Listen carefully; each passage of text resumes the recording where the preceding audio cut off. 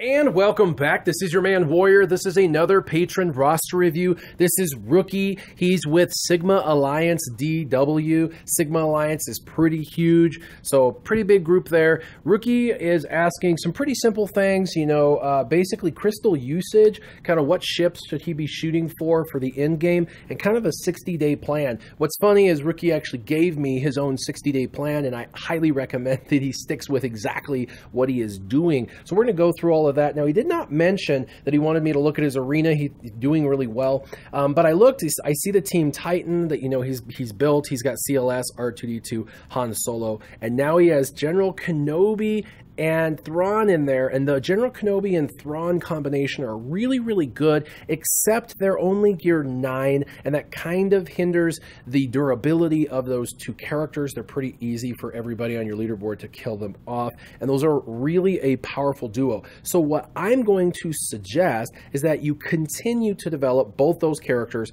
getting them from gear 9 to gear 11, and hopefully at some point gear 12, but until they are gear 11, I would actually pull them for your Baze and Chirrut, because Baze and Chirrut work very similar to General Kenobi and Thrawn as a kind of a good duo or combination. And with Chirrut and Baze, you're going to get much benefit from R2-D2 for those two characters and Commander Luke, because they're rebels and Commander Luke's the lead, and they're going to help with the durability of the whole team with all of the HOTS, or the health over times, that you get. And so until you get those other characters like Thrawn developed up a little bit higher and stuff, I think you're actually going to be able to climb and stay a little higher. Plus, Baze, Malbus, and Chirrut Imwe help drastically if you start to see any Night Sisters popping up on your shard. The Chirrut and Baze combo is still a really good combo against those Night Sister teams. So in the meantime, I personally, if it was me, would probably stick Baze and Chirrut in there, but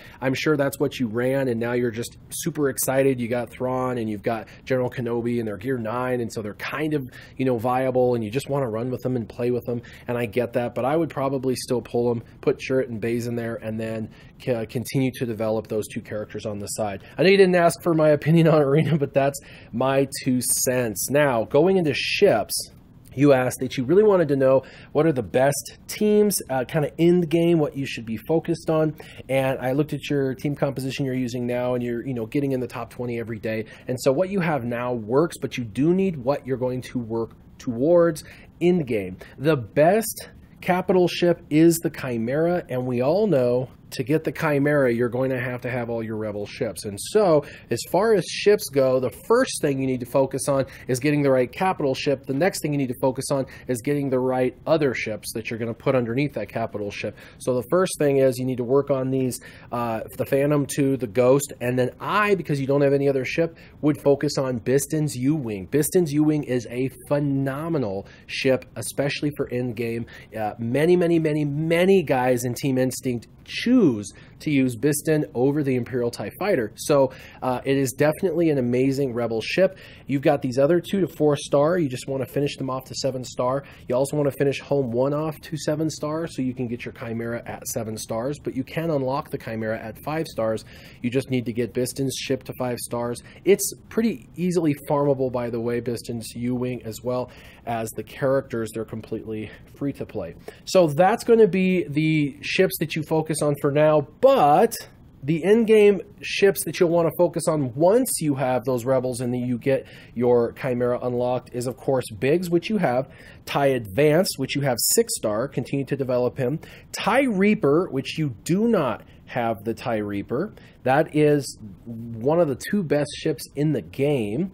The First Order TIE Fighter, which you do have right in this middle row. You have First Order TIE Fighter and the Imperial TIE Fighter. Both of those are great. The First Order TIE Fighter, let me just say, it's basically like the Han Solo of ships. It can hit for over 100K. Mine hits for 93 to 102,000 pretty much every time, especially when it has offense up, and it can reset that cooldown on that attack every single time as long as it's hitting a target locked character, which is what you're doing in this team. So definitely want to get those developed up. I your Imperial TIE Fighter looks pretty darn good already, but you definitely want to work on, and I know you said you're working on First Order, so keep gearing up the First Order TIE Pilot with his fighter. So those are the front 5. The other ones I would suggest for in-game would be the Slave 1, which you have pretty developed up top left, the Scimitar, which is on your top row as well.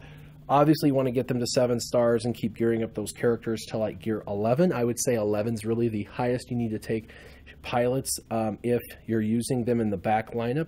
And then the Umbaran is an excellent ship, which you have pretty leveled up in the ship's max. The characters at gear 9, you could take him to gear 11. And then another ship that I don't see in here anywhere, but is actually a really good end game ship, is Poe's X-Wing. And the reason is Poe is designed specifically to kill the Imperial TIE Fighter that has no protection, but he can kill anybody with no protection really, really well. He'll do 60 to 85,000 damage to a ship that has no protection. And so he's great in the backup lineup because he can come in, he can finish off a ship, and then the next round he can put up his foresight, which makes the other ships hard to hit him. And so he's a ship I use all the time. And so those are the ships I would recommend. Continue to develop Biggs, TIE Advanced. Start working on the TIE Reaper and the pilots, the First Order TIE Pilot, the Imperial TIE Fighter, Slave 1, Scimitar, Umbaran, and Poe. All of those are in-game ships, and all of those are really good. Plus, Bistan's U-Wing, I mentioned that you'll want to develop for the 5 Rebels for Chimera. You can finish off Bistan's U-Wing as well. Now, the next thing you wanted to know about was actually what to do with your crystals, crystal management. I get this from a lot of people. And if you said you're a whale, again, you've been playing for about 10 months and you said you're a whale. And so you are buying crystals and you want to know what to use them for. So buy the pack, buy whatever's the largest pack that you're going to buy for the month. And then you want to really hoard them, not go crazy when you have a bunch. Like when you got 15K, don't go spend them right away. Know that you can only spend about 500 a day roughly, because you want it to last kind of throughout the entire month. And so with that, you're going to have to spend some of it on Cantina refreshes for characters and mods and things like that. And I recommend, 5 days a week going for characters, 2 days a week mod farming nonstop. Use all of your Cantina refreshes for characters 5 days a week, and then on those other 2 days, use all of your refreshes in Cantina for mod farming so you can keep up on your mods. And then I would use the other half of your crystals daily to do the 50s minimum, those 350 refreshes for regular energy, and then possibly a few of the 100s, so that way you can continue to do the low end gear or the gear that's really annoying, like stun guns, stun cuffs, carbantes, things like that. Now, I would only use crystals to purchase gear out of the store for gear you cannot farm. There's a lot of things like the Mark IV holo projector. You just have to earn that through raids, but 20 of them drop for like 500 crystals in the store, and that's something that could really get you there if you've been waiting to finish off a Mark IV holo projector and you've been sitting 18 shy. What 500 crystals could get you there? And so for some of those pieces that are just impossible to get, you can't farm for them, when you hit those little linchpins where you can't go any further in gear, those are the times when you splurge a little on gear only. I would not use your crystals to buy character shards. I would not use your crystals to buy ship shards. I would not use your crystals to buy other gear you can farm. Like I would not buy a Carbonti, because you can farm that. Even if it takes time, you can still earn that for free. And I would not use your crystals on any item that you naturally can develop in any other way. So really be sparing with your crystals. Use them mostly for refreshes, and then when you hit that particular spot on a character where you're trying to get them to gear 10 but you're missing 20 of a piece that you have to get through raids, then buy those once it pops up into the store.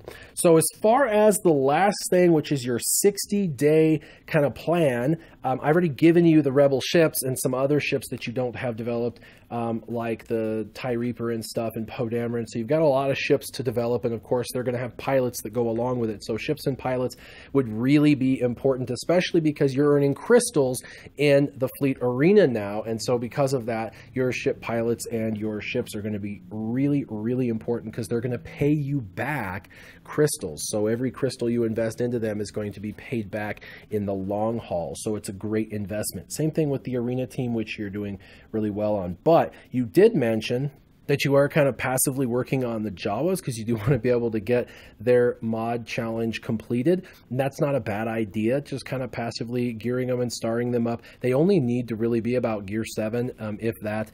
It's not that difficult to challenge. I had their abilities at level 3 and they were at gear 7 level 3 and I beat it no problem. And so yeah, continue to develop these guys to a minimalistic level so that way you can get their challenge done, so you can be done with that, because that is a mod that you will want to farm down the road. You also mentioned that you're gearing out and fleshing out your resistance team, and that obviously is a first go-to for territory wars, territory battles, PvE content, all sorts of stuff, plus they're a really good heroic AAT team. So you said you were developing resistance. That is actually what I would develop over the next 60 days as well. Specifically the stars, which means you got to farm them, and then of course the gear is secondary to that. You can use energy to get their gear. They don't have to be really high to start working well, because of the mechanics that they use as far as the turn meter manipulation, but obviously the higher the gear goes, the higher their health pool and their speed base goes and things like that. And so you can actually get some natural speed and health and things like that. Instead of from mods, you can get that just from the gear. And to be honest, the resistance are not that difficult to gear. They're average, if that, and you only really need to get them to be really hyper effective to about gear 9. So continue to work on them like you are. And then the other team you said you're working on is the First Order. So you said you were working on the First Order, and you said you were fleshing them out so that way you could get your BB-8 for the raids and everything like that. And when you have BB-8, then you'll be able to get Ray. And so definitely work on your First Order as well. But I would really focus on either Resistance or First Order, one at a time. And if it was my opinion, I would do Resistance first, get them to 7 stars, gear 7 minimum before you move into First Order, and then move into First Order. While you're doing First Order, so you can get your BB-8, also work on the vets. And so I see you have both of the vets at 3 stars, pretty low gear. So put them in with your First Order when you're doing the favorites and you're working on them. But I would do Resistance and the pilots with the ships, kind of focus on that first, and then move to First Order and the veterans as your second thing. So the first 60 days would be ships, pilots, and Resistance. And then the end of that period of time, or the next evolution of the next 60 days, would be the vets and the First Order. If you do all of those things, you will have all of the major players in the game that you need, from BB-8 to the ability to unlock Rey when she comes back. You'll have a good First Order team for territory battles and wars. You'll have a Resistance team for territory battles and wars.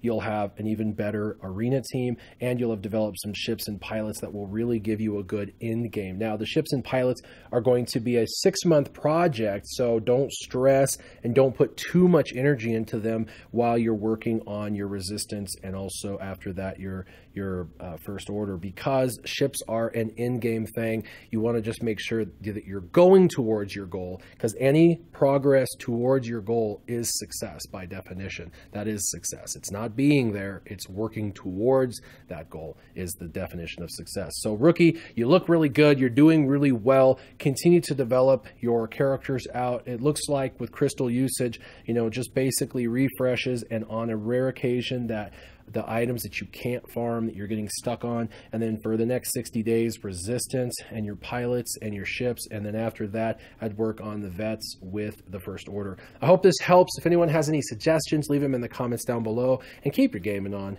Warrior out.